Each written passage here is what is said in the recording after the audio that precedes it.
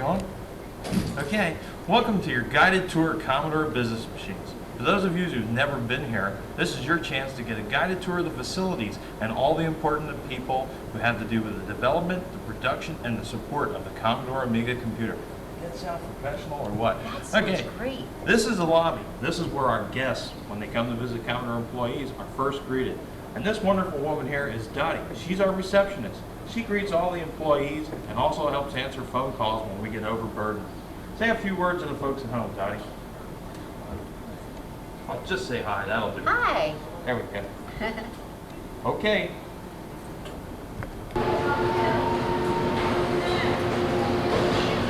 Hi, welcome inside the production facilities at 1200 Wilson Drive, Commodore Business Machines.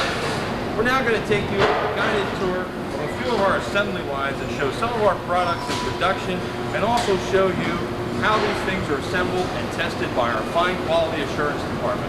Okay, now we're inside of our production facilities here, and what we're going to show you behind us here, people have the already assembled Amiga 500. They're putting them in the boxes, getting all the labels mounted on them. Over the next step, they're putting in the manuals, they're doing the final static protection on them, and they're doing the final sealing of them in the boxes the way they're shipped, and stacking on the skids, preparing them for shipment. Okay, and can we stop you? Yeah, we're just stopping the woman on the street here to find out what she thinks about. Oh no, seriously, folks, this is Gail Wellington. And your title, Gail? Chief in charge of miscellaneous and assorted. Mrs. Big Guy. We're going to move into Gail's office now and do an in-depth interview. As you can see, so she's very busy, as usual, so we're going to have to stop back to conclude this interview with Gail later. Right now, we're going to move on to other members of the CATS team. The old foot in the door, I learned that when I sold car insurance. Is it what you're doing and all that good stuff? It's just for the developers conference. Huh? Oh, well. What we're doing here is we're rolling a film, and we're taking the developers who've never been to Commodore Business Machines, and we're taking them on a guided tour of our facilities, and also a guided tour of all the important key personnel that have very important roles in the future, the support, and the development of the Commodore Amiga computer. You, as one of those key individuals, have been selected to win glorious prizes and be on our videotape. That's right. This is the famous Lauren Brown. I'm sure many of you people out there maybe have never seen her before, but you've probably used her name in a number of sentences in different forms. And now's your chance to meet her and for her to tell you what she thinks of you. Hi. Bye. Really? And that's it, Lauren? That's all you really want to say to these developers? They'll see me. Oh, well, you guys may want to take a look here at Lauren's office. This is the usual state of it because she's a very busy gal, because you guys don't cut her a break. Okay, we got an answering machine. Use the darn thing. Thanks for the interview, Lauren. We'll be getting back to you then. This is Patsy. She's our department secretary. She takes care of filling all those orders and all the not trivial, excuse me. I shouldn't say this stuff. She takes care of all the other details that you guys put on her. She takes care of all our dirty work. We need somebody to do that for us. Of course. She's a very important part. And when you people call and you can't get through to Lauren, or you call the CATS team, and you need an order trace down, you need a developer's number, you will need an RA number, all that stuff that you guys need, this is the gal to keep in mind next time you're calling every day of the week wanting to know where that number is. This is the poor gal that we have to pest to find out for that information. I think we're on phone. Are we rolling right now? Okay, I guess we're rolling. So your name is Rich McIntyre. Rich McIntyre. That's okay. A lot of people freeze on film for their first time. It's fine. I'll help you out. I'll roll you through this. Okay. And your title here? Rich McIntyre. No. That's your name, Rich. We're looking for your title this time. My title? Yeah. Vice President of Sales and Marketing. Good title. Good title. I like that one. Yeah. And this film that we're shooting now is for our Amiga developers. So if you have Gentlemen, anything keep working. That's right. Could you all make it compatible, please, so I could use one with the other? Good word. Any other thing you'd like to say to these developers before we shuffle off to our next victim or our next interviewee in our... No, I think that about covers it. More software that works together would definitely be a plus. All right. Thank you for your time, Rich. Only Amiga makes it possible. Okay. All right. Now we're going to enter the office of John Campbell. John Campbell is the manager here, and he's in charge of software, some sort or the other. Come on into his office, and we'll find out exactly what John's duties are. Hi, John. Good morning. How you doing? What is your title here, John? I try to keep track of you. All right. That's more than any man can handle. That's probably more than anybody should have to do, including my wife. John, this tape is for our developers at the DevCon conference where you've already been, they've already got to meet you because this tape's going to be shown after it's all over. to the poor individuals who are left.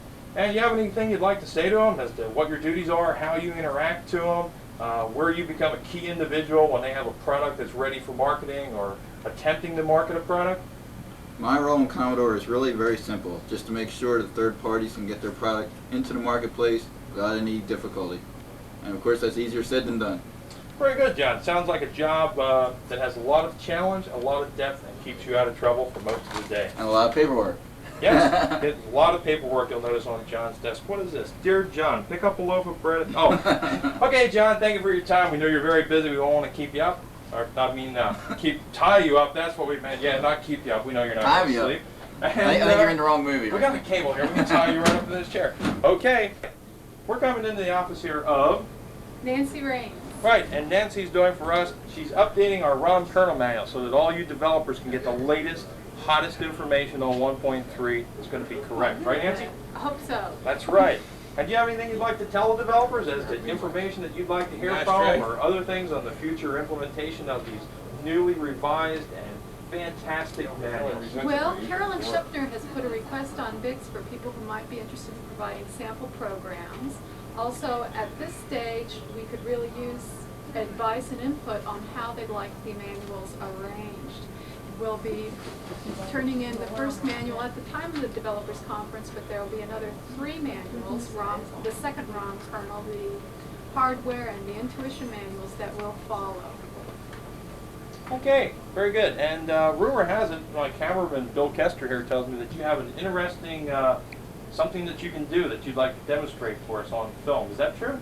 Well, unfortunately, the sun is down, so I will be unable to demonstrate that. Oh, okay. Sorry to hear that. Thank you for your time. Okay. Inside the office here, the famous Dan Baker, one of the software engineers here in the CATS team. Say a few words, Dan, for the software developers. Hi, Bill. How's it going? Great, Dan. Good conversation, guys. Hope to see everybody in Washington, D.C. How's that? I'd like to tell these people how you directly interface and interrelate with the developers when they call for technical support and what some of the other important duties are here at Commodore? I prefer not to, if that's okay with you, Dan. Hey, that's fine with us. We're just running around wasting film. No, thanks for your time, Dan. We know you're busy. The phones are ringing. I hear them now, and I can see that you're busily keeping up with Usenet and supporting the people. But, oh, I lied. That's not Usenet. That's actually Bix. Dan's online on Bix, offering more developer support. Thanks for your time, Dan. We don't want to interrupt you and hold you up anymore. Okay, now we're outside of the office of Carolyn Shepner, one of the senior CATS members team. Senior CATS staff member, whatever, you know, something like that. Come on in here. This is Carolyn. Carolyn, say a word to all the developers. Okay, that was pretty good. Now, would you like to explain to these people like what your duties are and how you interface and interrelate with the developers? And your role here as a software engineer and member of the CATS support team? No. Okay, that's easy enough. But is there anything you'd like to say in closing to these people? I'll say something. Like, Say something. like, don't keep calling me and testing me. Let me alone. I got work to do. Or I really like when you call. Or like, what's your favorite thing that developers do to you? Favorite thing? That's a tough. I like when they call with simple questions. Yeah. See that, guys? Keep it simple. And what's the thing that they do that most aggravates you? Or can't you say that on film? When they whine. I love when they whine. I can't get this to work. Can I follow the example in the book? That kind of whining? Probably about it here, but okay. Well, we know you're busy, Carolyn. She's busy writing code here and important documentation to keep you guys out of trouble. Yeah. If I work 60 or 70 hours a week, they let me write code in my spare time. Well, not a bad deal. What do you think, guys?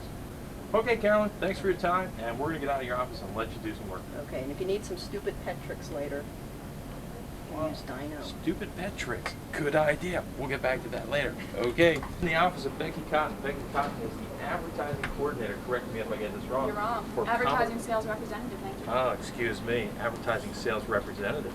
For the new magazine. For which Amiga magazine is that? Solutions. Amiga Solutions. Amiga Solutions. Do you have your subscription? If not, get them now. They're going fast. And you're also what title for Commodore magazine? Advertising coordinator. Ah, so I was right. It's just both Buffaloing us. That's it, yeah. She's full buffaloing us. That's what we're doing. So, Becky, do you have anything you'd like to say to developers in relationship to how they should contact you if they want to run advertising space in our magazine or anything? Definitely.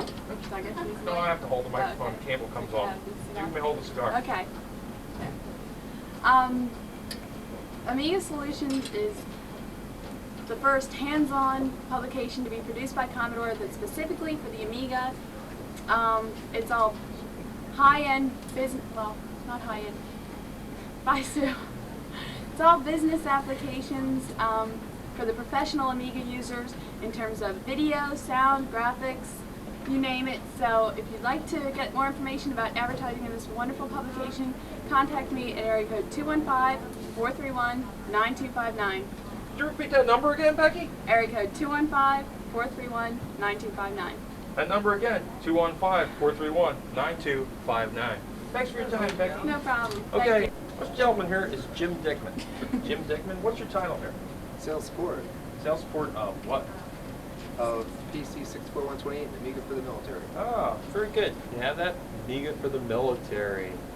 Our largest account. Yes. This tape here is for our Amiga developers. Do you have any information you'd like to relay to the Amiga developers as how they could interface with you or get involved with Amigas and the military, or why they shouldn't buy an ugly tie like this? Anything like that you'd like to relay to them? No, but what I'd like to say is if you have any kind of problem, you gotta call Dan here because he's the man with the knowledge. His home phone number is, what's your home phone number again? Saturday night? Saturday night. He's a married guy, he doesn't care. Yeah, we're not doing anything anyway. So, okay, Jim, we thank you for your time because we know that you're busy drawing little pointers there on that screen. Yeah, I wish I had an Amiga to do this. You know, make it much more easier. But Much easier, with a yes. tie like that, what do you expect? Hey. Okay, thanks for your time, Jim. Batteries included. Really? What was the price on that? $9.99. That's $9.99. Call 1-800. 1-800-STUPID-TIE. That number again, 1-800-STUPID-TIE. Yes. Now this is Yeah, the tie. to find you doesn't work. Now this is a tie for those people who don't know what a tie is. Okay. Something goes around the neck, makes it look professional. Are you wasting our film there? Sorry. Okay, thanks. Okay, right now we're outside of the office of Mike Rivers. Mike Rivers is the technical editor, assistant technical editor, I'm sorry, for Commodore Magazine. Come in and check out the colorful decor of this office. You'll notice here we've got trees. Over here we've got flying cars above the mountains. Behind here we have this scenic river scene, this casually strong. Okay, all right. That's enough. Somebody call security. This is Dave Berezowski. Dave Berezowski is our resident printer driver expert. This tape, Dave, is for our developers at the DEFCON conference. Oh, great. Would you like to say something to these guys about writing printer drivers or anything important you'd like to relay to them? Well, if I tell them about writing printer drivers now, they won't want to come to the DEFCON conference. They're not going to see this tape till after they've seen you. Okay, well, in that case, I hope you got everything out of my conference that you wanted to. Hopefully I told you everything there is to know about writing drivers. I don't know. But if they have any questions or problems, can they call you, or what's the best way to leave you mail, or where should they leave you mail? How should they contact you if they have Okay, a you problem? can contact me on Usenet at daveb@cbmvax. I'm also on Bix. I think I'm under D. Berezowski, which is DBEREZOWSKI. I sign on both places every day. And yeah, if you have any questions about writing drivers, or more importantly, if you're an application programmer and you want to know how to best use the printer device, especially the dump RPort command, please give me a call. I want you guys to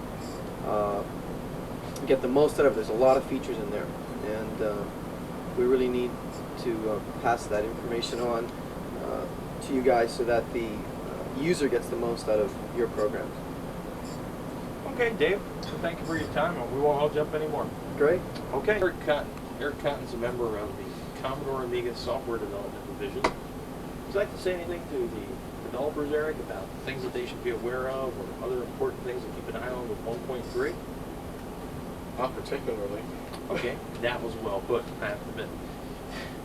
Was there any key points, like maybe the 100 most common programming mistakes that you'd like to relay to these guys, or...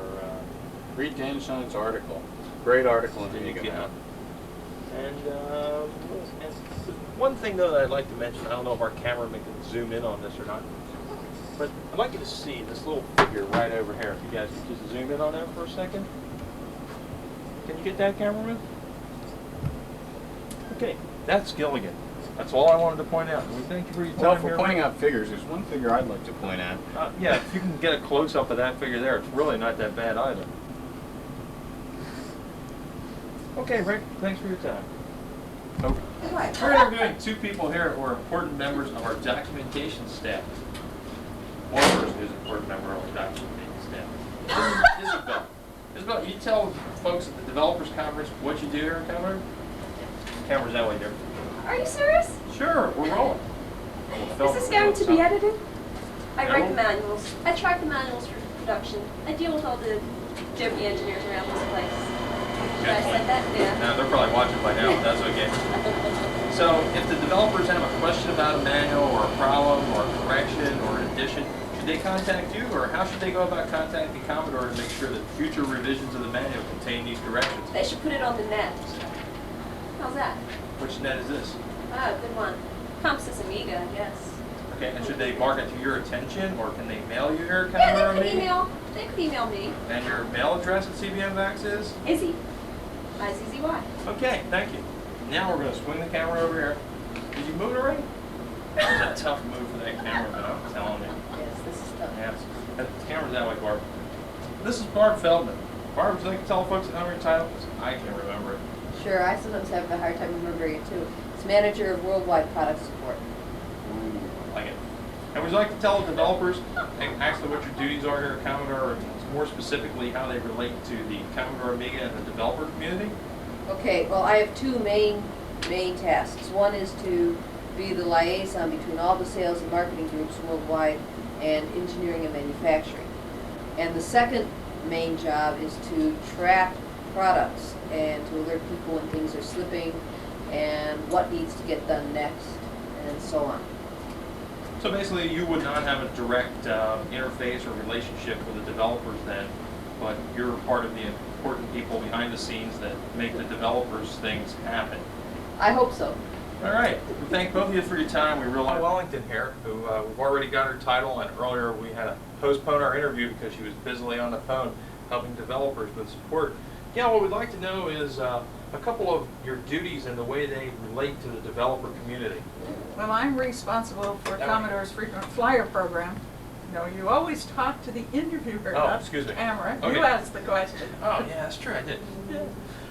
I'm responsible for Commodore's frequent flyer program. It's my job to see how many miles it's possible for a Commodore employee to log in any one year. Oh, very good. And how many miles have you logged so far this year? I'm afraid to count, but I've made 3 trips to Europe, 1 to the West Coast, 1 to Canada, and several trips to New York City to visit our fearless leader. Ah, and our fearless leader is? Uncle Irving Gould. That's the gentleman, yes. What are like some of the common annoyances, bugs, problems, questions that developers relay to you that you could give them some kind of general advice so that they can handle matters maybe a little bit more on their own before they have to come to you? Well, the most frequent question that I get is, why doesn't anybody ever call me back? And the best advice I can give about that is, well, don't call. That sounds good. We told them earlier to call Andy Finkel here in the hallway, and Andy's in charge of the Commodore Amiga software development team here at Commodore. I'd like to say a couple words to the software developers, Andy, about things they should be aware of or anything in general. No. Okay. Thanks, Andy. Oh, you're welcome. This gentleman This is right a here. pen.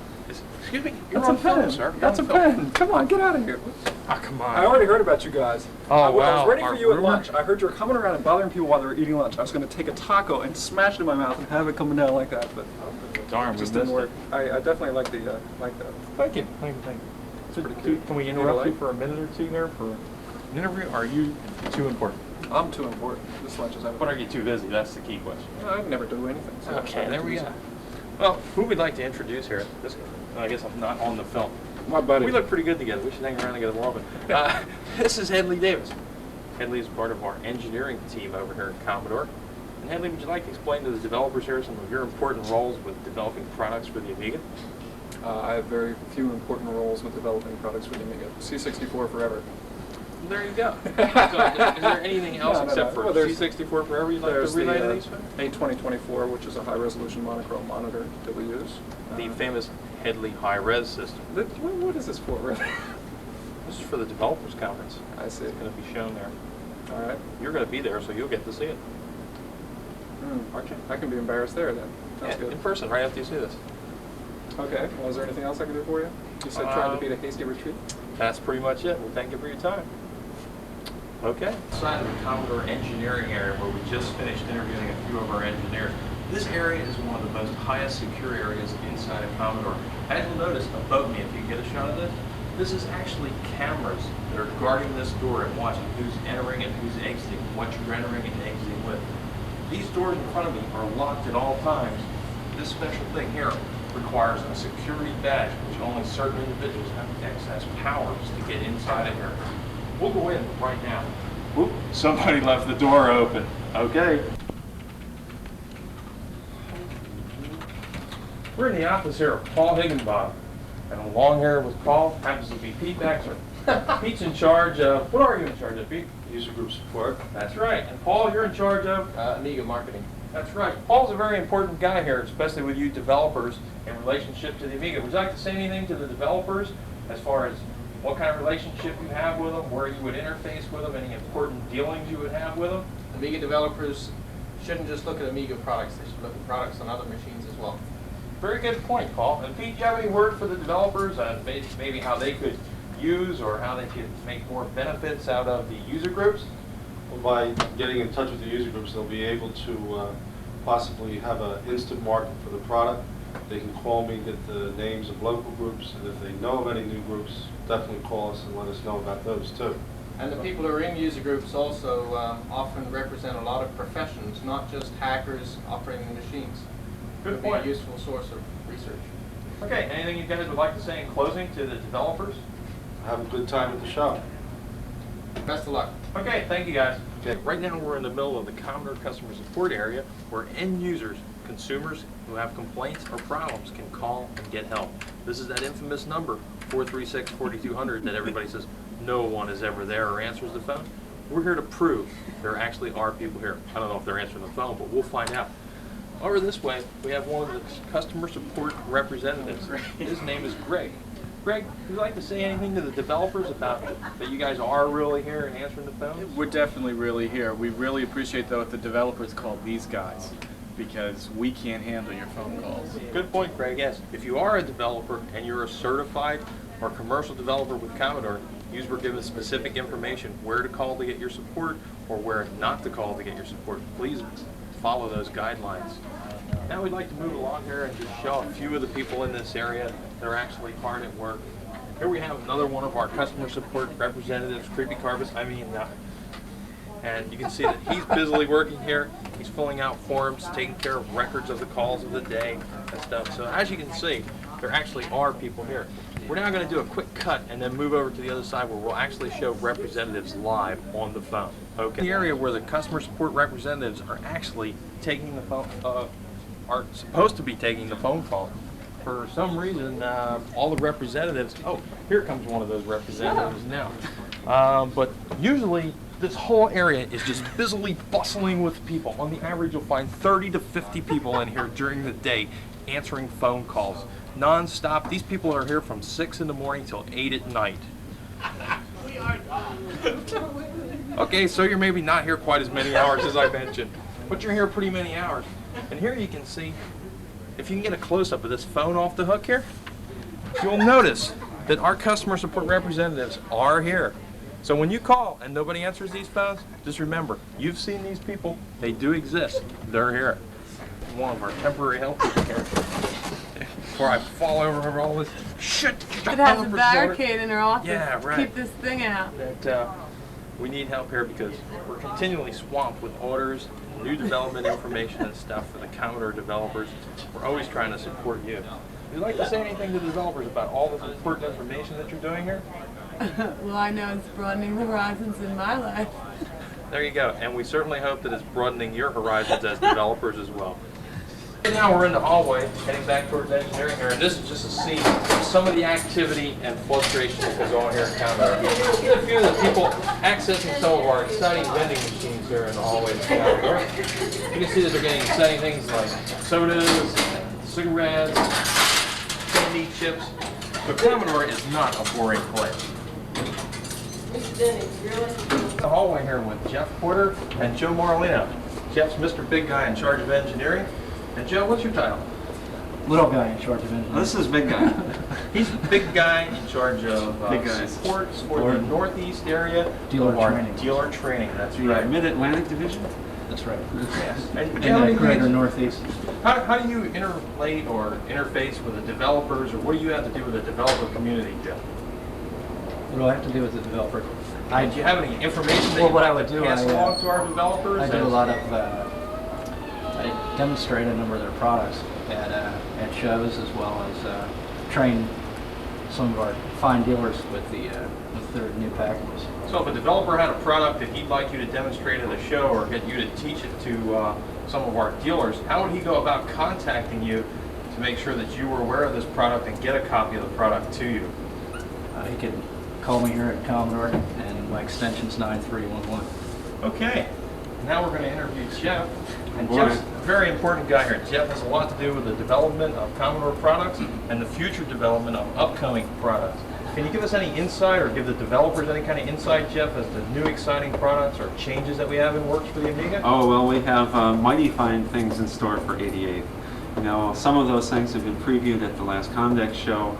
The 2024 high-res monochrome monitor, the Headley high-res? The quote-unquote Headley high-res, yes. I don't know whether we'll be able to strip that moniker off the product before it comes out, but yeah, that's what we call it internally. The 68020 card, which is called an A2620, gives you lots of performance and all this other kind of stuff. Of course, we have a whole sundry of video products like a A2300 Genlock, and hopefully in the future an A2350 PVA, which should keep my phone from ringing off the hook about people that want to do things with the Amiga and just can't. Let me see, what are some of the other neat things that we've got? Of course, the complete complement of PC compatible products, but you guys don't care about that. That's about it, I guess. Okay, well, do you actually have anything to do with the developer community in the line of a direct connection? I mean, do they have any reason to actually contact you? Or For some reason, if the guys are too cheap to like pay the $25 developer fee, they usually try and call me up. $50, Jeff, sorry. Oh, is that $50? $50. Okay, well, gee, it seems awfully small to me, but they usually try and call me up. Now, that is a, you know, a trial and error basis. No thing, right? Yeah, that's a non-supported thing. Yeah. You know, I tell them to pay their money, and then we answer the questions. Okay. Well, we thank both of you guys for your time. You were great. And if you'd like to say a closing comment to the developers at the conference here. Just thank you for your support. Keep up the good work. Okay. Inside of the office is Steve Beats. He's the guy who's responsible for our famous fast filing system. Come on in. We'll meet Steve. Hi, Steve. Hi. We're filming a little tape here for the developers who by now already know you, and they know that you're a prima donna and a definite Amiga guru. Because they've been through your lectures and they know all about the fast file system, and they're overly impressed with it. So what would you like to say to the developers maybe about the fast file system, or something that they should be keeping in mind? God, you ask difficult questions. Well, how about just any kind of general information that you'd like to relay to the developers of maybe an important tip that you may have picked up along your many years of programming experience? Okay, maybe like the top 100 mistakes that developers make when they program. Maybe you'd just like to say hi to them. Hi. Okay. And is there anything in general that you'd like to say to them, that like they're doing a good job, or don't call me and bug me, I'll call you, or here's my phone number if you want me to call me, or... Phone number is definitely unlisted, it's called here. Unlisted, yeah. You can't see Steve's phone number here. Yeah, He right. definitely does not need to be called. He's a busy man. Would you like to give him any insight into any super new stuff that we're going to be coming out with that we can relay to Rumors him? about the A5000? I mean, Yeah. Let's call it here. It's over there? No. Okay. No, you can't see that. This is really nuts. I mean, Okay, well, I can't believe it. I'm going to have subjected myself to like how many But days of meetings? the key is, have you had a good time here today? Today. Right now, in Right this now. interview, have you not had a great time? No, actually, I haven't really been. I'm fixing a bug in the fast firing system right now, which of course won't. Cut that. It was not a bug. No. It was a feature that we're changing. It's not a bug. Yes, right. A benefit. Benefit. Right, We right. don't have It was a features, benefit that we're benefits. changing. That's right. Right. Okay, Steve. Well, we can see that you're busy here. You've got. Can you get a close up of this really important program that Steve has running back here? I can see that's an exciting Actually, yes, demo. I do. You know, this all development is done on Amiga 2000. Yes. Could This we get a close wonderful up of that? sun over This here. sun is running the fabulous It's running Worm demo. Live. Oh, I'm sorry. Well, you notice that Steve does do all native development on an Amiga 2000. Very important point. I'm glad you brought that up, Steve. Right. Okay, well, we One thank good you for thing. your time. We won't hold you up. We know that you've got plenty of work to do Who's over going to here. interview him? Oh, we've got a surprise waiting for him. Ah. Thanks for your time, Steve. Okay. Goodbye. Okay. Assurance area of Commodore Amiga. This is the rear area. Talk louder? Okay. Right now we're in a quality assurance area here of Commodore. These guys are located close to the CAT staff so that they can make sure that all the products that you guys receive have been tested thoroughly, that there are no bugs and problems with this. Right now we're going to enter this office and meet one of those quality assurance people. This guy's name is Jerry. Hey, Jerry, maybe you'd like to say a few words to some of the Amiga software developers and tell them some of the torturous tests that you guys put the Commodore equipment through before these guys actually get it. Who do I have to sleep with to get edited out of this? Oh no, there's none of that stuff. This is, maybe you'd like to see some scenes around here. You can see that Jerry has some of the equipment here. He has it in various stages of opening so that he can get in and actually see some of the physical hardware, how it works, and really get in there to decipher any kind of bugs and problems. Can you tell us any recent problems or anything that you've come up across here that the Amiga developers would be interested in? Well, let's see. Probably by the time they see this, it'll be an old bug, so. Oh, okay. Well, all right. That should take care of you guys. Evidently, as we've noticed here in our QA department, there are no problems with the Amiga. It's perfect. Thanks, Jerry. Okay. Down here in our tour Commodore business machines, and now we're going to take you into the office of our famed cameraman, Bill Kestner. As you can see, this wall here is an array of pictures that Bill has printed out on the famous Textronics color printer that he himself has written the printer driver for. I have you know that since these pictures have gone up on the wall, property value in this neighborhood is going way down. Let's step into Bill's office and actually meet him. Keep in mind, Bill's running the camera, so we couldn't get Bill here. Well, we've got a substitute, and this gentleman here is named Tom. He's going to fill in and portray just like he's Bill. By now, you all know what Bill looks like because the conference over, but just pretend this is Bill. It's like you're back in kindergarten. Just pretend. I'll really pretend I'm Bill here. Okay? Get off. You don't have a hat, do you? I can wear it. You can borrow my hat if you want. Hi, I'm Bill. I just recently wrote this printer driver for this Tektronix printer. It does some unbelievable output. Let me give you an example. Look at this baby. Another one ready for the wall. I think it's a fine printer myself. What was the property value? Property value going to increase on that one. I don't know what else I can tell you. I wish I was behind the camera and Bill was actually here for you, but since that can't possibly be. Okay, well, we thank you for filling in for Bill. My pleasure. And we'd like to say to all you guys, we're going to make one more quick stop, and then we're going to do our final goodbye. Okay? Excuse me, sir. This is the second to last stop here on our tour. This gentleman right here is Mike Culligan. He's in charge of our QA division up here. What's your title, Mike? Supervisor of Software Quality Assurance. That's right. And Mike's in charge. I know you've all remembered Jerry that we met earlier who wanted to sleep with somebody. Okay, Mike's in charge. You didn't hear that, but you'll get that later. Did you say that? Mike's in charge of him and a few other gentlemen who at the present time aren't around. And with Dan. You have to sleep with Dan to get out of this. Mike's going to mention to a couple of you developers some of the important things that the QA department checks and maintains when they test your software for compatibility with our hardware. What was the question? Thanks, Mike. Great job. Okay, guys, so remember, if you have any questions as far as compatibility problems, he's the guy to talk to. Okay. So my office, as you can tell here by, excuse me, I'm on my cord. Can you get a close-up of this?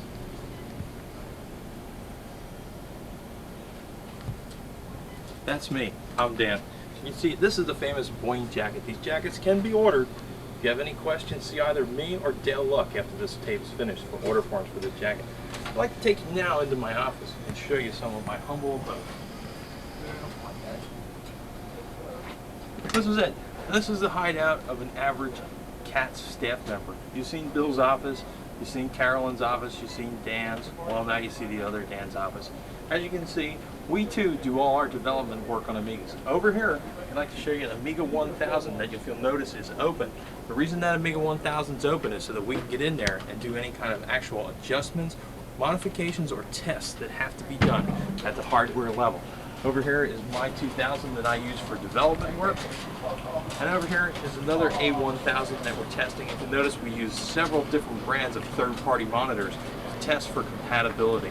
And as far as bridgeport compatibility, which this machine happens to have one of, over here we have one of our newly introduced PC-10-3s, which we also test for compatibility to make sure that everything works well together. Don't you guys ever do any work? That's scale. Okay, right now we're ready to leave. We're going to give you our final goodbye, but before we leave, I'd like to show you this flag that we have flying here. This is to show that Commodore stands for anti-piracy. That's right, we are against it. As you will have noticed if you attended our conference on software development, marketing, and piracy. Okay, that's been the Grand Tour Commodore Amiga here today. I hope you guys have had a good time, enjoyed yourself, had a couple laughs. You met most of the CAT staff, you met most of the important people here at Commodore that are behind the scenes, and a lot of you don't get to meet, that have to do important jobs with the development, production, and making sure that you get the Amiga. Right now I'd like to introduce into the picture here our real cameraman. This is Bill Kester. He's the guy who's really been doing the camera work all day while I've been walking around having fun. And we hope that that's all you get to see of me. Right. We hope that you've had as much fun watching this tape as we've had making it. Take care. Drive carefully on the way.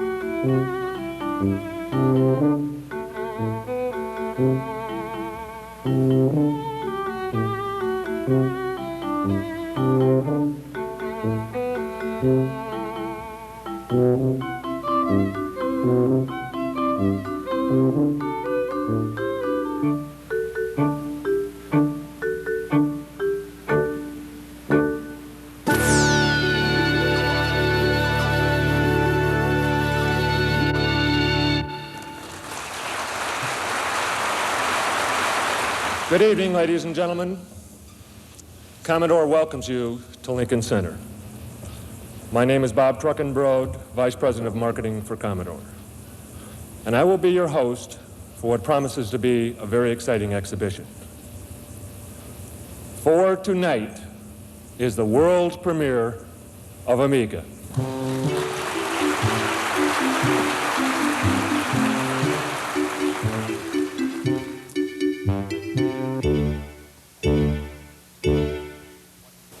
Good evening. What you are about to witness is the result of an effort of research and engineering that began in 1982 and which to date has consumed over 100 man-years of engineering talent, the Amiga computer. On this screen, at the upper right, you see the icon for the workbench disk, which we used to start the system. To the side of it, you find a window containing the icons of the top drawer of that disk. You see the clock and preferences tools, utility programs available under the workbench. And you see a selection of drawers containing other tools, projects, or other drawers. At Amiga, the user controls how he uses his time, not the computer. To give you another perspective, I'd like to bring up TextCraft, the word processor of the Amiga computer. TextCraft has a very rich user interface involving menus, cursor icons which change shape depending upon what portion of the screen you're operating in, and a very rich graphical display to make sure that the user always understands what is going on. Let's talk a little bit more about the graphics that the Amiga computer can produce. We're going to bring up a test pattern showing all 4,096 colors of the Amiga computer on screen simultaneously. I'd like to bring up one more static image. This is an image that's been in the graphics community for some time, the infamous mandrel, shown here in 640 by 400 pixel resolution. Now for one other item.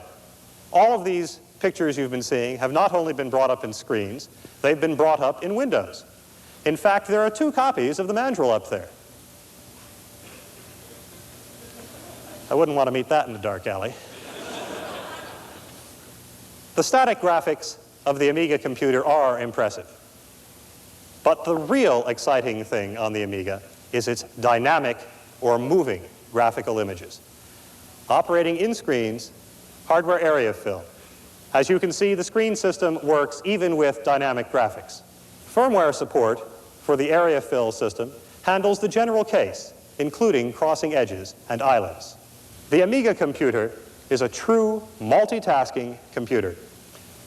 In the upper left, a printing application. On the right, a sorting application with variable fonts. Graphics in the middle, and word processing at the bottom. What does this mean from a practical standpoint? It means that a user can bring up displays faster than ever before. It means that a user can control his own path through an analysis of a business or engineering problem.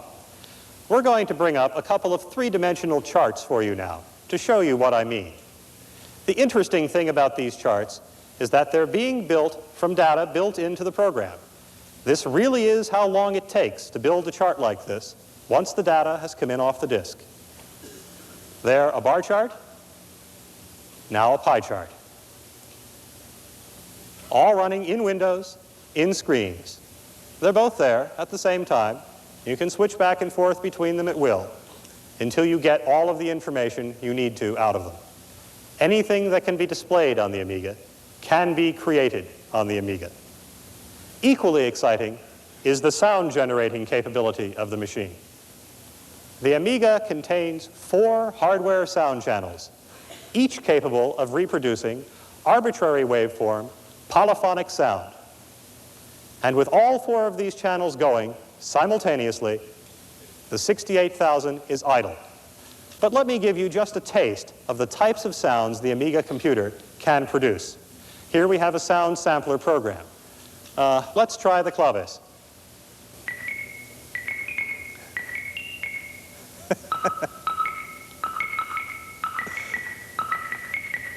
The bass capabilities of the Amiga computer exceed the reproduction capabilities of most people's stereos. This is best demonstrated with a percussion sound, like the tom-tom.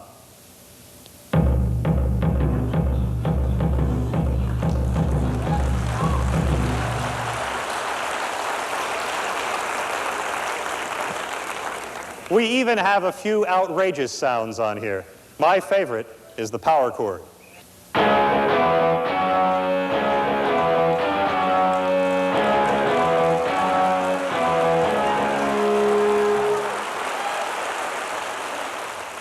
The sound system of the Amiga computer is capable of generating many more sounds than those you just heard.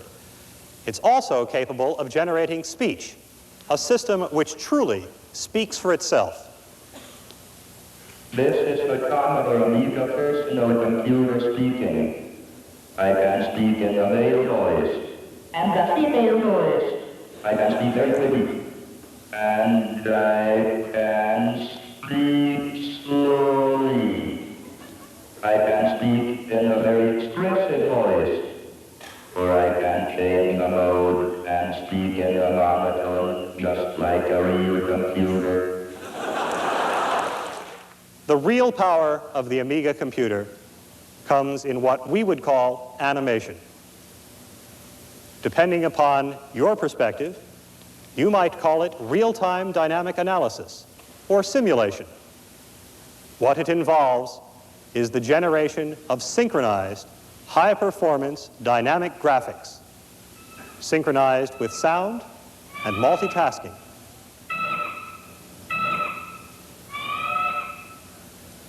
I'd like to bring up one more animation now. This one, Robo City.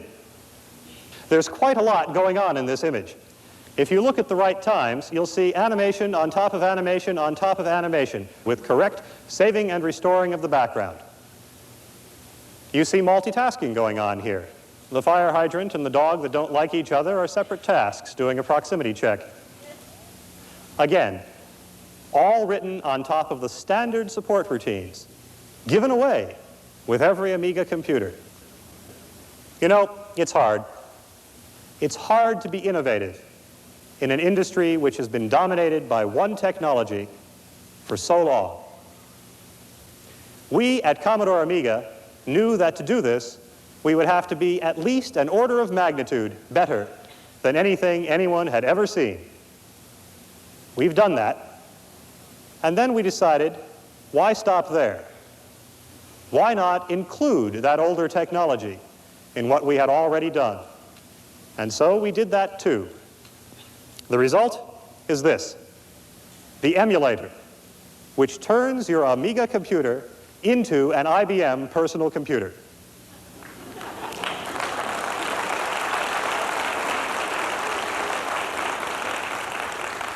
Yes, it's done in software. How does it work? That's a secret. How well does it work? Judge for yourself. This is an IBM PC-DOS system disk. And this is a data disk from an IBM PC. And this is a program that I think at least a few of you in the room are probably familiar with. Lotus 123. Standard vanilla IBM DOS.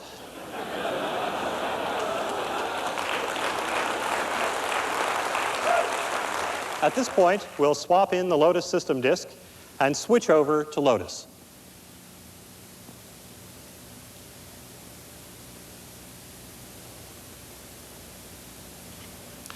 I apologize for the delay, but it takes exactly as long to load 123 on an Amiga computer as it takes on an IBM PC.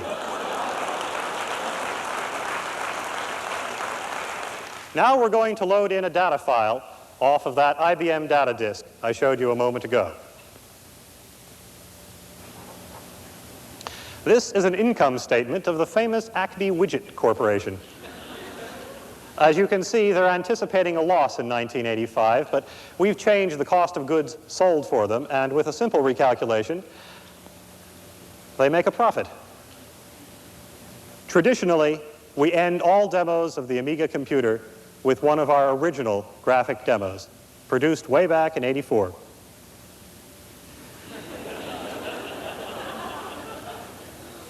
It's an old standby, but still one of my favorites.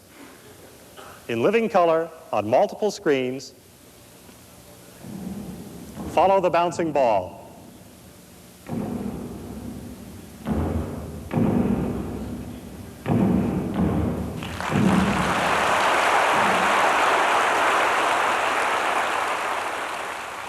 Well, there you have it, the Amiga computer. We've lived our dream and seen it come to life. Now it's your turn. What will you do with the Amiga computer? Thank you.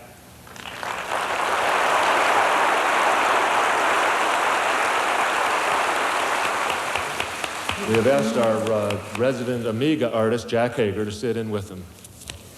Are you ready to paint me? Yeah. Ladies and gentlemen, I'm here tonight to help assist Andy do his first computer portrait using the Amiga computer. First off, Andy is going to take a digital snapshot of Debbie, which is running on this system, and you can see the image up there on that screen. And we just select the image and it comes down. You found it to be very spontaneous, haven't you? Yeah, it's great. It's such a great thing.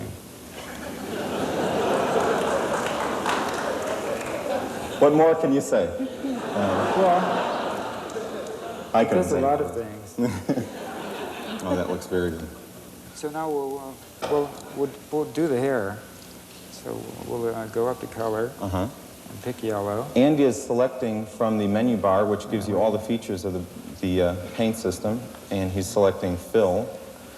And this is a slow version of the fill, just so you can see how Andy decides to work. Now this is an instance of a leaky flood film. Yeah.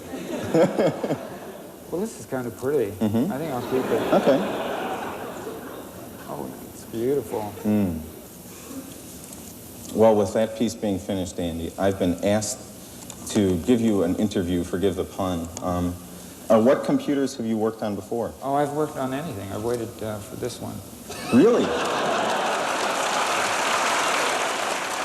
Well, it's obvious that Amiga will be many things to many people. So many things, in fact, that we had to think long and hard to come up with a symbol, an emblem worthy of such a talented computer. In order to communicate Amiga's phenomenal animation components and color capabilities, we focused on classic beauty and truly superior performance. And tonight, on this stage, that emblem is about to come to life.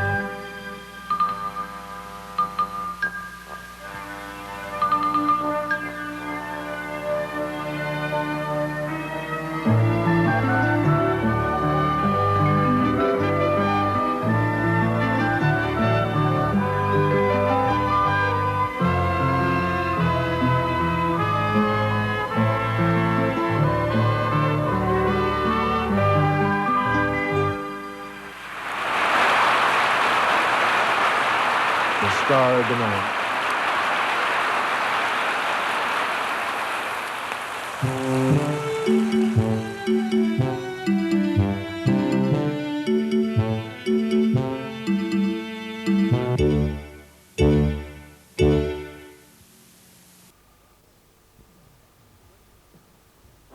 You want one word? An Amiga? Right on. Amazing Amiga, that's it. I was going to say awesome, but that sounds like a cartoon. Radical, and it's certainly a radical machine. Awesome. One word? Amiga. Friend. You know, I mean, that's what it means. The Amiga has always belonged to the dreamers. It was invented by an eclectic band of individuals led by Jay Miner, a group that became close friends with an active sense of humor, an overactive work ethic, and an almost childlike enthusiasm. They set out to make their dream computer, one they'd like to use themselves, real cool, real fast, with lots of power and lots of whizzy demos. The team was brilliant, creative. Without a thought, they abandoned the stodgy conventions that said computers are computers and toys are toys. And whether you believe the Amiga is a game machine or a business machine, there's no denying that the combination of power and graphics was a revolution in computing. Only now are the other computers beginning to meet the standards that the Amiga inventors set almost 10 years ago. That original Amiga team created the machine. They brought to it their unique personality and put out something totally new. Their story is unique. It tells of entrepreneurship, passion, trust, courage, and friendship. It's a very personal story. It belongs to Jay and Dave and Carl, the four Bobs, and all the others at Amiga. It can't be told by anybody else, so when we decided to record the story, we brought the original members together, collected their personal photographs, and borrowed their home film footage. Here, in their own words, is the story of the making of the Amiga.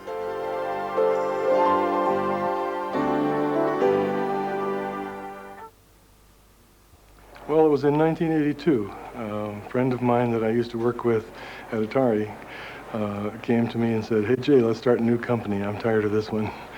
And I said, "Well, fine." I said, "I'll do the chips for it, and I'll be the vice president if I can do the chips my way."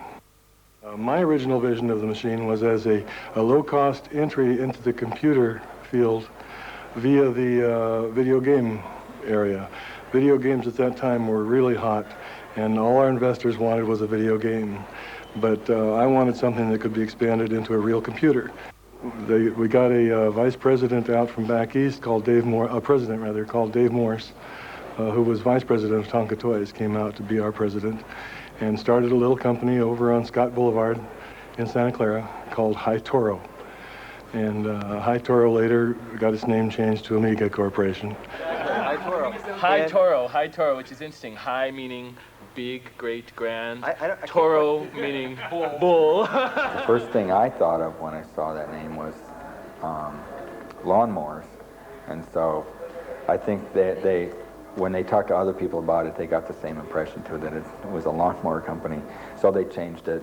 And Amiga Corporation was what it was when I joined. And Amiga was, they chose the name Amiga because they were looking for something that meant friend or friendly. But in Silicon Valley, there is an extremely high concentration of computer companies, and there's a lot of spying that goes on all the time, and people trying to take ideas from other people and trying to outdo one another. And so it's really important to conceal what you're doing and to, at least to not broadcast around the things that you're working on, especially with the project that we're working on, with the ideas that we had. We thought that we had a gold mine in our hands and that we were going to be able to do something really major with this idea. So we had to hide it as much as we could for as long as we could. And so they set the company up to the real world to look as if it was High Toro and then Amiga Computer, a company that made game peripherals. And the industry said, "What's that new company over there on Scott Avenue?" And they went and they looked with their binoculars in the window and they saw, "Oh, joysticks, no problem, okay." When I first interviewed at Amiga, it was very interesting. I was there to do a game machine. I got hired to work on, the next greatest game machine is going to be the greatest thing. And I'm talking with everyone, and I interviewed with everyone, and I talked with the hardware guys, and I talked with them, and I'm talking with Dave Morse, and he's giving me the spiel, the next greatest machine, and it's going to be wonderful, take the game industry by storm. And then I made my way back to Jay's office, and I'm talking with him to get a feel for the real, what the hardware's really like and stuff like that. And he's got a whiteboard behind him while we're talking, and it's, RAM and CPU and stuff like that. But there's this one little box that comes off in the corner that has KBD PRT on it. It's like keyboard port on a game machine? There's this other little box down here, EXT, DRV, external drive on a game machine? So I go back, I talk to Morris and say, Game machine, right? Game machine. Yeah, game machine. It's gonna be, I go, Jay, game machine? Says, yeah, game machine, yeah, game machine. I was the first software guy that Bob Pariseau hired. And when I was hired as manager of entertainment software because I'd worked in the video game business. And I soon found out there are not a lot of starving startup companies that want to put aside all their other projects and work on a vaporware computer, which it totally was back then. And plus also I found out I'd much rather hack code than you know, try to get other people to hack code. I was hired as the manager of operating systems. And the day I got there, actually, the day I was interviewed there, Bob Pariseau said to me, well, if you come here, you can design whatever operating system you want. I said, I'll do a multitasking operating system. So that's why I went to work at Amiga, was the multitasking operating system. First, when I had my first interview, I had talked to the recruiter and she set up an interview. And, but I accidentally blew it off because I went to I forgot all about it. I went to an HP beer bust, which was important too. But I looked at my watch at 7 o'clock and I go, oh my gosh, I just missed an interview that I was really looking forward to go to. So the next day I called him up and said, well, gee, I'm real sorry. Can I have another interview? Can we schedule another time? And they said, oh, sure, fine. Just come on down whenever you can. And so I knew that there was a pretty good atmosphere there when that happened. I'm interviewing with Gary McCoy, for whom I was supposed to work. And he takes me back into the software lab where everybody is all over everybody else. And I guess you guys were really used to giving demos to venture capital people and such. So I come through with Gary, and the talking heads are on, and I'm awestruck. I'm watching this thing. But it was very loud in there. Very loud and very warm. I mean, if it wasn't the voice, there were the fans in the background. And so I'm watching this, and Gary's getting very frustrated because he was proud of what we were seeing. And finally just exploded. Knock it off, he screams, and I was trying to calm him down. I'm interviewing for my job and pissing everybody off. So he says, I said, don't worry, Gary, I can understand, I can lip read. And so after the demo, Sam comes up to me and says, really? Could you read the lips? And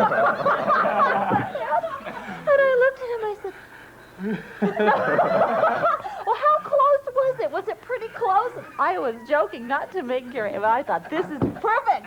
This is the best company to work for. He was really working on that. Well, now that Jay is here, I can tell the story in front of Jay, so he can agree that, in fact, it's true. Everybody seems to think Jay is the father of the Amiga. And when you look at Jay and the real father of the Amiga... It says so on my badge. Yes, it says so right on his badge. Even they made the same mistake. It's quite natural. One magazine back in the Amiga days got it right, but everybody laughed at it like it was some sort of a joke, but it was actually the truth. Jay was holding Mitchie in his arms. Right next to Mitchie, it said the father of the Amiga, and up here it said Jay. And yeah, this is Jay. This is the father of the Amiga. We knew inside that this was a true story because we're sitting there at our desk designing stuff, and Jay, who sat in front of us, was sitting at his desk designing stuff. And he'd get to some spot where he wasn't sure. Well, do I put this gate here? Do I put... And he thinks about it and see, draw a gate. And he'd look down at Mitchie. And Mitchie would go, and so he'd erase it. And he'd draw another gate. And he'd look down at Mitchie. Mitchie would go, and so then he would put that gate in. We know because we were there. Mitchie did the Amiga. Jay, Jay did the drawing. It's all right. It's okay. But I wanted you to be here so that you could not shoot me. Well, allowing people to be different is terribly important. This guy would come to work in these huge, fuzzy bathroom slippers. Or bare feet. Yeah. Michael Plotnick would come to work in purple sweatpants.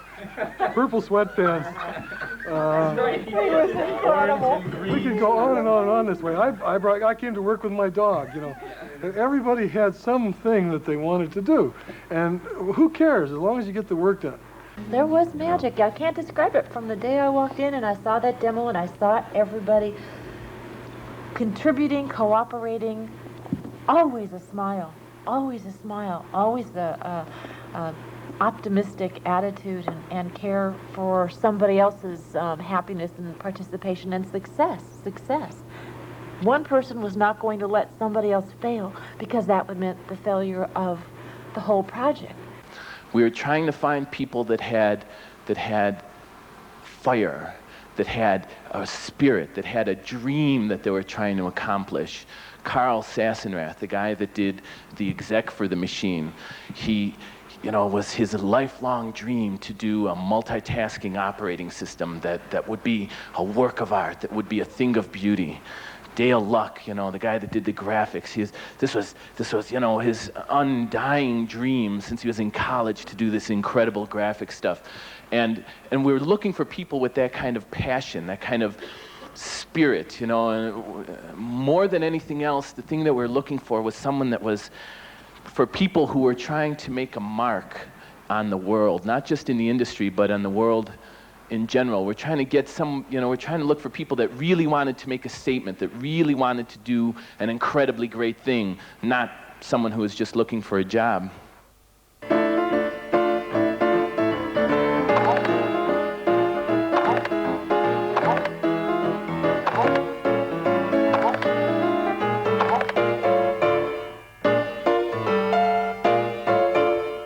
We worked in what we call the software cave, which was a room I'd say about 30 feet by 15 feet or 20 feet. I started about in August of '83. There was no hardware still. There was just some drawings on a whiteboard. Most of the hardware in terms of the Blitter, the Agnes chip, the Porsche chip, and the Daphne chip had already been designed. Now those Daphne and Porsche you probably may not have heard of, but those were earlier versions of the Denise and Paula chip. We had the board all laid out and everything, and all the architecture based on 512K RAM. Commodore came around and said, "Can't you make a 256K RAM? 512K RAM is so expensive today." I said, "Look, RAM is going to come down." But no. I said, "Well, it can't be done. I'm sorry." So I just went off. I went off. I come back a week later, find out, guess who told him how to do it? Guess who actually did it for him? Made 256K. You know that plug-in on the front? Here's the culprit right here. I've never forgiven him for that. PC came out at 16. Okay, the original PCs were coming out at 16K. And I had a PC at home, and so I was praying, Jay, make it 64K at least. Please, 64K at least. 512K from the start in terms of socket capability. Right. Okay? Now, you don't have to plug all those chips in if you want to make it cheaper. Right. But at least you got the holes there that the guy can plug them into later. And the architecture with that as a basis for the software. You follow me? But no, the cost of those sockets were about 3 cents a piece. And that was too expensive for Commodore and other people. I owned an IBM PC at home, and I programmed on the IBM PC. And when I crashed my IBM PC, the screen went dark, and it would reboot sometimes, or you'd have to turn it off, actually, and turn it back on. And about that same time, Macintosh, was coming out, and they had this little bomb. I'd heard about their little bomb that came up on the screen. I thought, that's kind of interesting, coming up with some sort of indication that your software failed, that your machine failed. And I sat down and I thought about it, and I thought, you're going to have a sense of humor. If your machine fails like this, and you've lost 2 hours worth of editing, you're going to want to laugh about this somehow. So we put it in there. The machine crashed then for Martin Shabilsky, I think, in his office. The machine crashed, and he saw this thing come up. It said Guru Meditation. And he said, "What is this? Take this out right now." and so I took it out, and it said software failure. And all of a sudden, so a new version of the system went out that said software failure, and everyone was like depressed. Well, it was like, put the Guru Meditations back in. And so we did it without permission. We just put it back in. That's right. All the developers, what did you do? It's a software failure. What is that? So we just put it back. We didn't ask. We just did it. I can remember one of the first the large users group meetings I went to, where people would go up there and they'd show their programs, their software that they wrote in front of the group. And of course, whenever it would crash, the Guru Meditation would come up, and everyone would be chanting, "Guru, Guru, Guru." Now, they wouldn't be chanting software failures. We made a lot of design decisions that were wrong if you say we're selling a personal computer. Oh, yeah. I mean, we decided that we wanted the graphics to run fast. So it never checked. It would go out and it'd say, give me some memory. And it would never check to see if it got it. It just assumed it got it. And so if we didn't have 512 memory, we'd it'd crash and you get a Guru meditation error. And, you know, on retrospect, those were mistakes. If we were, you know, building a personal computer, we'd be sure to not do that now. Like the original color scheme of the Amiga, there are a lot of people that don't like the white with the blue background.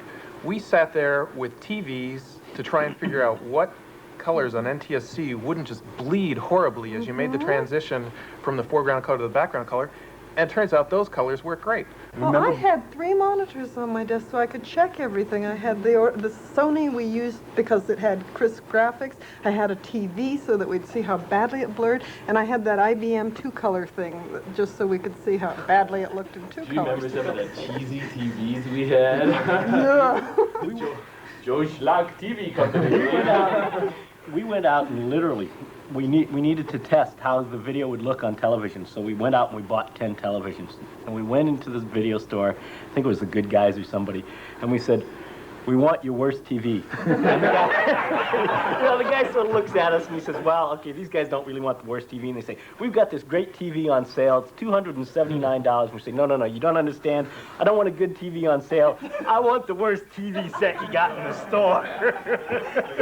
And he sort of looks at us and says, well, this one's $375, and it's terrible. Great, we'll take it. Yeah. Wait, I should tell a Rob story. Rob Peck was my roommate, and this was a guy. He had an excellent talent. Rob Peck's talent was he could go into an engineer, get 5 minutes of explanation, and write a technical manual that was good. He took so much abuse from us during those so much abuse. Get out of my office right now. You know? I remember when you were writing Graphicraft and Rob and we were putting together the manual, but the program hasn't been written yet. And then I had to turn around and make the program look exactly like those pictures. A third-party vendor was doing this painting program they were going to call Graphicraft, and it was coming out pretty bad. And the only reasonable solution was to get someone who was going to be able to do it right. But you couldn't go find another company. You couldn't get, and there was all kinds of things got in the way with getting the job done. So Archie just did it. He went into his room and he did it. Well, it was after 3 weeks of writing Intuition. He closed the door. The door opened once.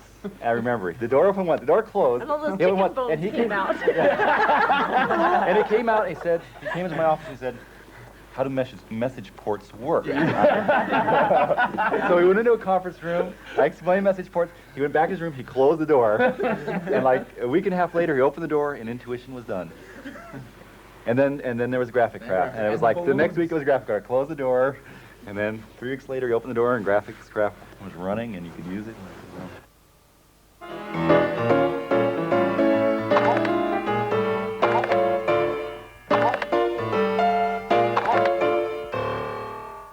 There we were, working furiously designing this machine. Software guys with absolutely no hardware whatsoever to develop on. The hardware guys working like maniacs trying to get the hardware to work, failing miserably. The software guys were filled with glee. Because we got to take vacations, you know. We're sitting out in the back, smoking cigarettes, enjoying ourselves, you know. And no, I'm just kidding. We, in the software group, actually, were not willing to wait around for the hardware to come together, so we spent a lot of time pretending that we had hardware. And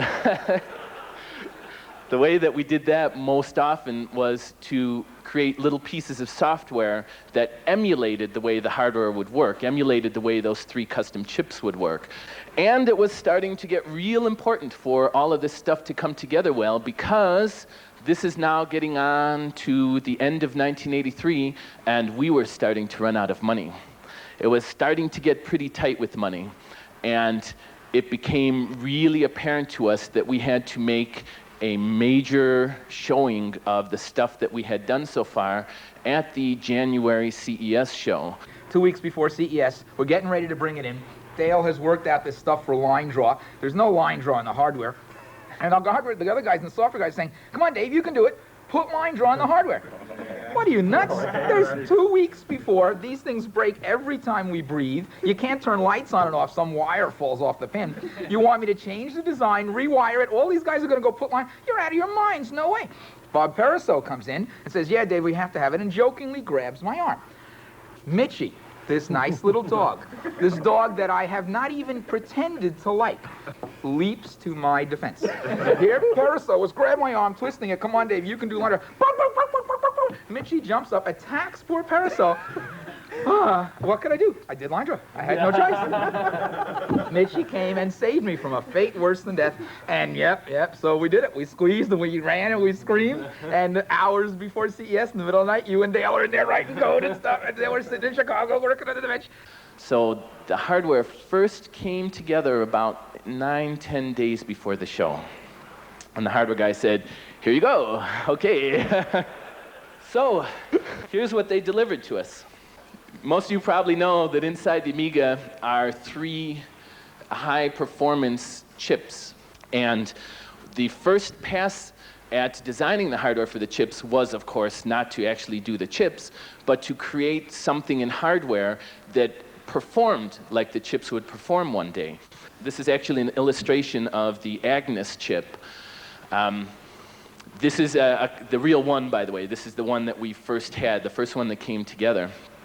And I think there's eight breadboards on there. And each one of those boards had about 250 chips. So, you know, times 8, lots of chips. Unfortunately, lots of things can go wrong with lots of chips. And there were 3 of these, one for each of the chips. There was also a 4th one that was the breadboard itself. The whole machine also, by the way, was called Lorraine. Lorraine was our code name for what we were working on. Lorraine was the name of the president's wife, too. And at first, she was honored to have the machine named after her. She came in during those 9 days between when we got the hardware and CES, and she heard the things we were saying about Lorraine. Then she wasn't quite so honored. All the while that we were working, we had hardware guys that were constantly on call. Here, for instance, is a picture of one of them. They were there the entire time that we were there. There was always some hardware guys there. The software guys came and went. Dale Luck and I, in particular, worked there almost the entire time. Those entire 9 days, we worked nonstop trying to get stuff done. A lot of my work depended on the things that Dale was doing, and so I was constantly badgering him. And he was, okay, I'm working real fast, I am. Here's a picture of Dale working real fast. What Dale was doing was he carried around his pillow with him the entire time that he was working there. And the computers that we're using at the time had a program on it that we wrote called Beep. You type in Beep, and it would beep. And it had a type ahead buffer, so you could type in an instruction and have the computer go ahead and do that instruction, which would take a while. And you'd also be able to type in beep long before it would actually be executed. So what we used to do, and Dale was an expert at this, he would carry his pillow with him at all times. He'd type in the compile instruction, type in beep, and go to sleep. 5 minutes later, beep, he said, oh yeah, oh, back to work, back to work.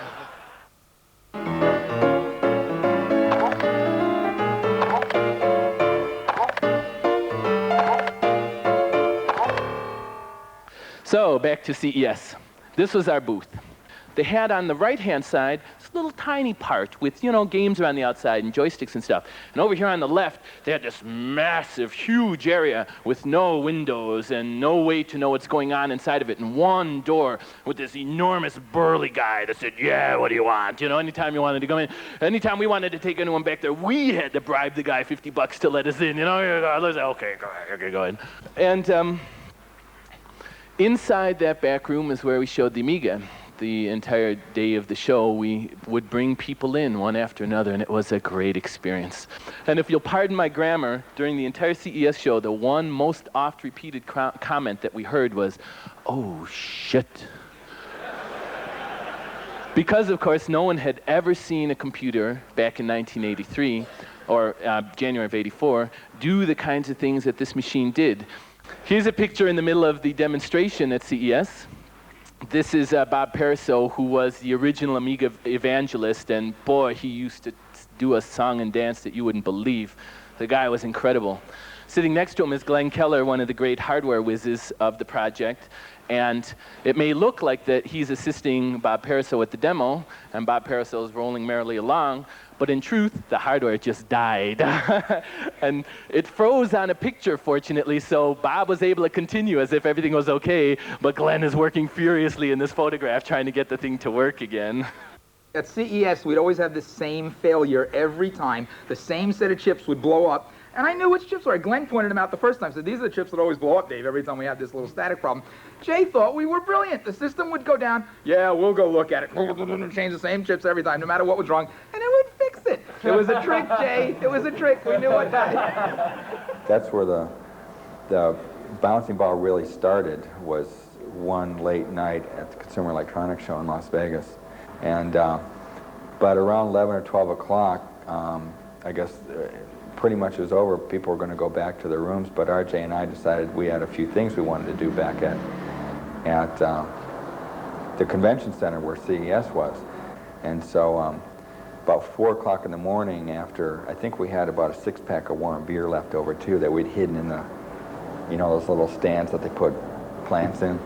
And I finally got it to where I thought it was reasonable, and I fell asleep.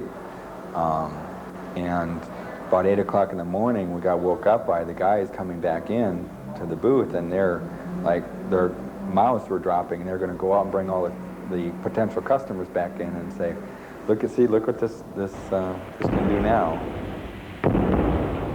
Later on, we finally did.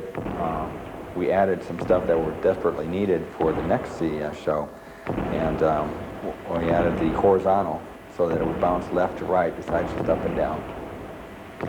And one thing that it desperately needed was the sound. I envisioned something that was like boom, boom, like something really big and ominous and it was going to blow your socks off. And so we searched around to get just that right sound, and we finally, after a lot of experimentation, we got Bob Pariseau took one of these foam bats, and we had 2 of them that we used to work out disagreements, and was starting to hit different things. And then Sam would record the sound on his Apple II, and then he would massage the data so we could play it on the Amiga. And we finally came up with a perfect sound, which was Bob hitting an aluminum garage door, you know, one of those garage doors that goes up and down, and Sam on the other side with his microphone digitizing the sound that was reverberating through the garage. And so that's how the bouncing ball, the bong sound was developed. And it was a great show. It was a moment of great success. You know, everyone who saw it was awestruck by the thing. A lot of the software developers agreed to get behind it. Some hardware people said, you know, it's interesting. We want to know more so we can start to design hardware for it. And we were ecstatic. We were in heaven.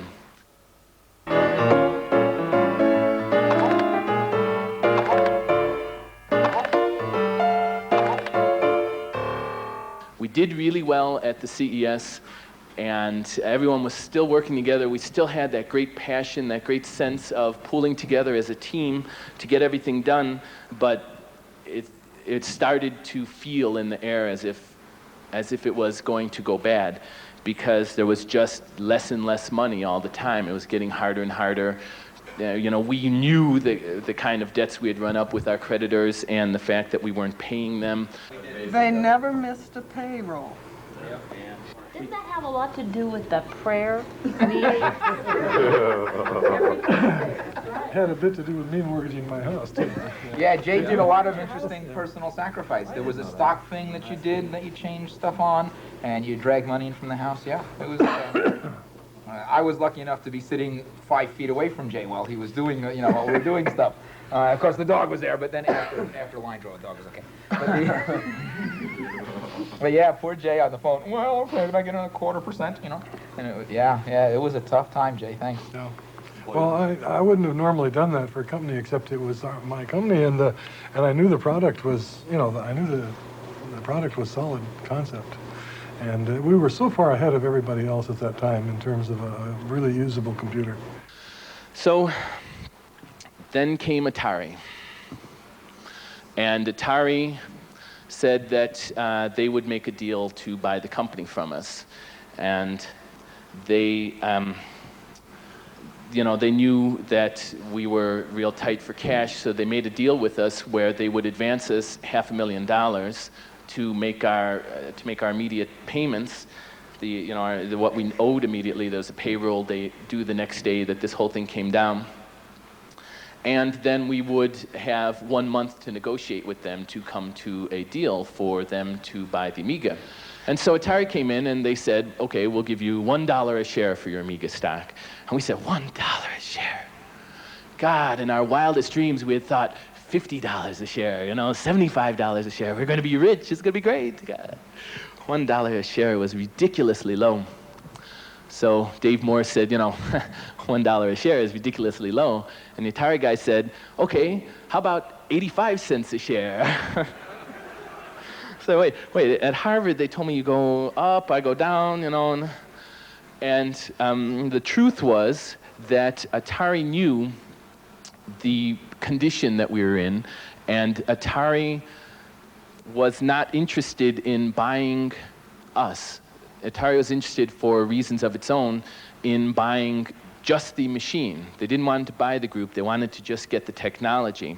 Now we're down to the last few days before the end of the end of the agreement, where we either have to come up with the bread for Atari, or they would get the company. And then the phone rang, and it was Commodore calling. And Commodore said, well, we can make you a much better deal than that, So they send out their plane, and Dave Morse hops in the plane, and he flies out to Westchester, Pennsylvania, or New York, or wherever it was, and what follows then are 3.5 days of intense negotiations where, they're hammering out one detail after another. What's going to happen? Dave's interested in the people. Oh, this and that and the other thing. And they go back and forth, and they're trying to get everything worked out so that, the deals are just right. And when you don't cut a deal like this in 3 days without working well into the night. And here it is, the last night, and these guys, 3 o'clock in the morning, and they're like, what are we going to do? And they're dancing, to keep themselves awake. Keep going here, and it's the last minute, and there's the jets out in the parking lot with its revved up against its brakes, and everyone's around the table, and they say to Morse, they say, $4 a share. That's our final offer. You're out of time. You can either accept it or not, and go with Atari. And he says, I don't know. Let me check with my people. He goes, gives Jay a call. He says, $4. Jay says, well, it's not 50, but it's $4 is okay. If you think it's right, go with it. And he calls up, the other guy's a VP of marketing, the VP of sales. What do you think? Well, it's not what we had in mind, but it's better than zero. I'll go with it. And everyone said, okay. So he went back to the table and he sat down. He said, sorry, my people say $4 is not enough. I'm going to have to decline your offer.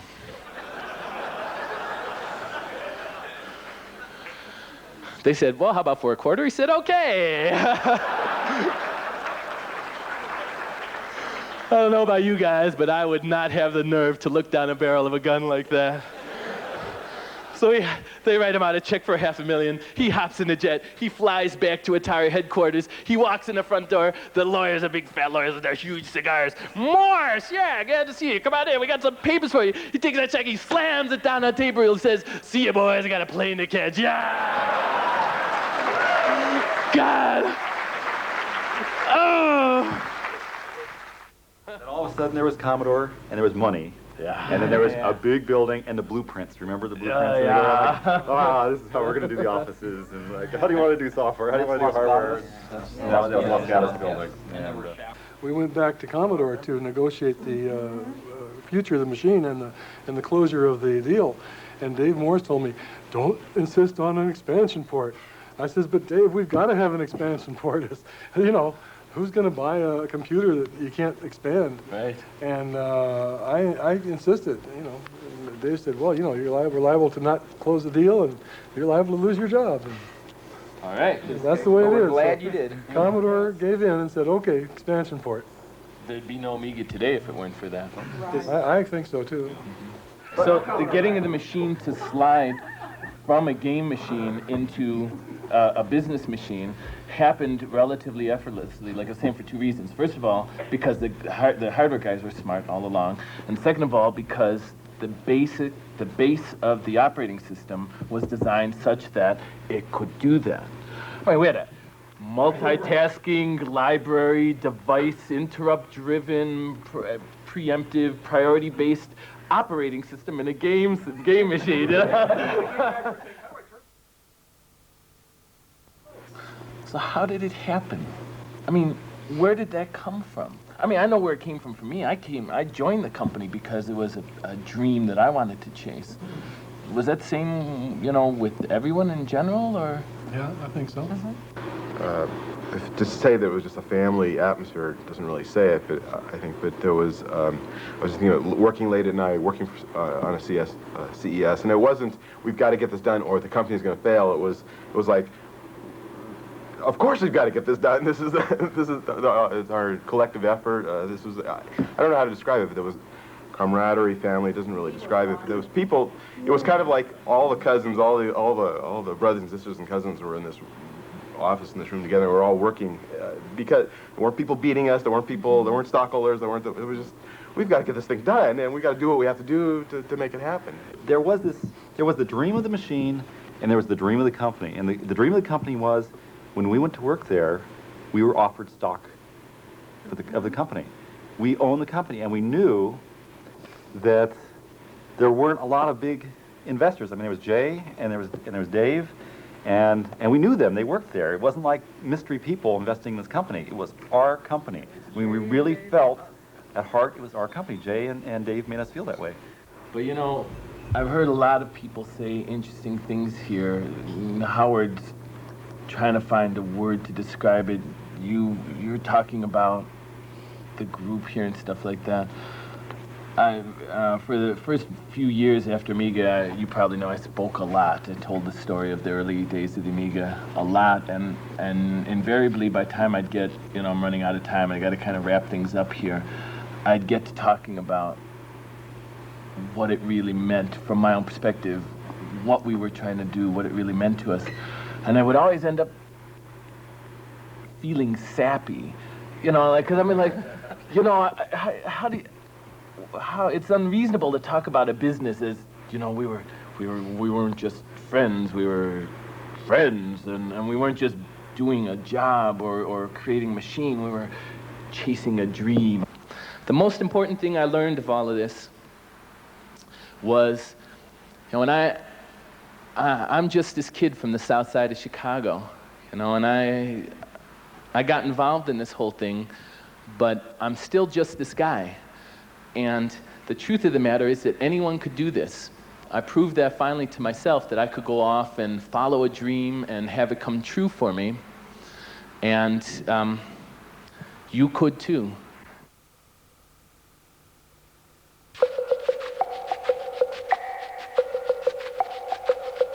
Yeah, this is a good one. Because again, we're coming up to CES, and it's last minute, everyone's racing like mad to get their demos done, and Paraso's, being the correct boss. Okay, it's time, we gotta go now, it's time to pack up the equipment. And the software guys, no wait, one more change, and they're unplugging our keyboards, and we're walking out the door, to try to program. And they left us like an hour and a half before the flight, and we're all looking at each other with these big blurry eyes. Well, what do we do now? I don't know. Well, maybe we ought to go home and pack. Oh, yeah, good idea. So I went home to pack, and I'm going to get, I figure just throw some clean clothes in a bag and fold it up. It'll take me an hour or something. And I get home, and there's no clean clothes anywhere in the place. There's just this lumps of stuff. Well, okay, I'll just pack it like this. I'll wash it in Vegas. Okay, that's fine. And okay. Now I got a half hour to kill before I'm supposed to go to the airplane. I'm looking around and look at the bed. I say, man, I'm so exhausted. Just a little rest. I won't fall asleep, just a little rest. So my whole body says, yeah, that's a good idea. But the brain says, no, don't do it. So I didn't do it. I went into my kitchen and I found the stiffest upright back chair to sit in so that I wouldn't fall asleep. And it was only the fact that I started to asphyxiate that I woke up. I woke up, I was already late for the plane. And this is the whole Amiga crew, all of us going to big CES, you know, the company's hinging on this. And the plane was already supposed to have taken off by the time I left my house. And I lived like 15 minutes from the airport. And due to distortions in Einsteinian time-space continuum, I drove so fast that I got there before I left my home. But it was too late. I got to the plane. The plane was already gone. It was there. It had pulled back, and they pulled the ladder back and all this stuff. But the door was closed, but it was not moving. It was sitting right there. And so I'm begging, please, please, let me get back up. But no, too late. So it's closed. And I'm finding every official. Oh, sorry. And then I found this person, a woman, wearing the orange jumpsuit.